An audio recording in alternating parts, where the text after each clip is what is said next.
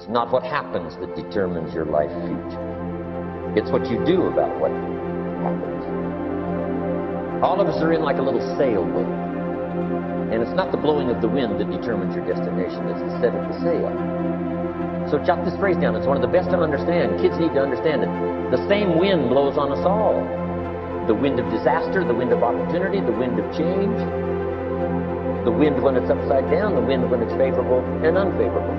The same wind blows on us all. The economic wind, the social wind, the political wind. The same wind blows on everybody. The difference in where you arrive in 1 year, 3 years, 5 years, the difference in arrival is not the blowing of the wind, but the set of the sail.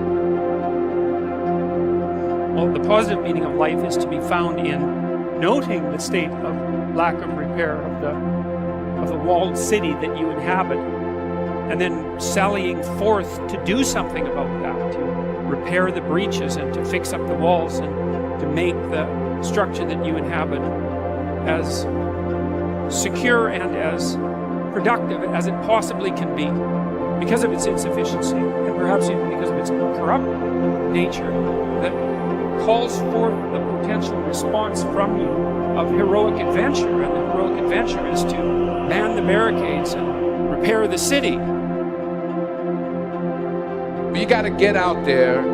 You got to give it everything you got, whether it's your time, your talent, your prayers, or your treasures.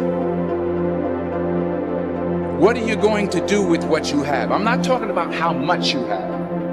Some of you are business majors, some of you are theologians, nurses, sociologists. Some of you have money, some of you have patience, some of you have kindness, some of you have love, some of you have the gift of long suffering. Whatever it is, whatever your gift is, what are you going to do with what you have?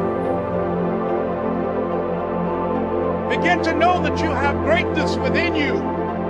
And if just one of you here begin to envision yourselves as being blessed and highly favored to reach your goals, if just one of you capture the essence of what that means, that you have greatness within you and a responsibility to manifest that greatness, that you can make your parents proud, you can make your school proud, you can touch millions of people's lives, and the world will never be the same again because you came this way. As Joseph Campbell said, people say what we're all seeking is a meaningful life, but I don't think that's what we're really seeking. I think what we're seeking is the experience of truly being alive. And that's it. That's the juice. Figuring out that thing that makes you come alive. It isn't keeping up with the Joneses. It isn't how much you're getting paid. It isn't anything other than for you. Something very specific. It will be different for everyone, but for you. Find that thing that makes you come alive. It isn't wealth. It isn't fame. It isn't ambition or success. It's neurochemistry. It's feeling a certain way. It's finding fulfillment in your life. The law of cause and effect is reminding you whatever that you want in life that is worthwhile, you have to deserve. You have to earn happiness. You have to earn security. Not in the terms of a business venture, but in terms of internal acceptance of value. We all come into this world with nothing. We even have a body that for a long time isn't much help to us. We live a while, 40 years perhaps if we're lucky, and then we leave this world. And we leave it with nothing at all, except what we have developed within our own consciousness. If there's anything that survives, it's the soul and the inner life enriched by good works and by understanding and insight. Other things are useless. If we die of a broken heart because we can't take physical wealth with us, we are really in a very impoverished condition. And if we leave great wealth to our descendants, we are likely to be doing them a great harm. So nature, in its own quiet way, can give us the securities we need. Let's look around ourselves for a while, and in other people, try to see the consequences of attitudes. Try to see who among the people we know is perhaps the most happy.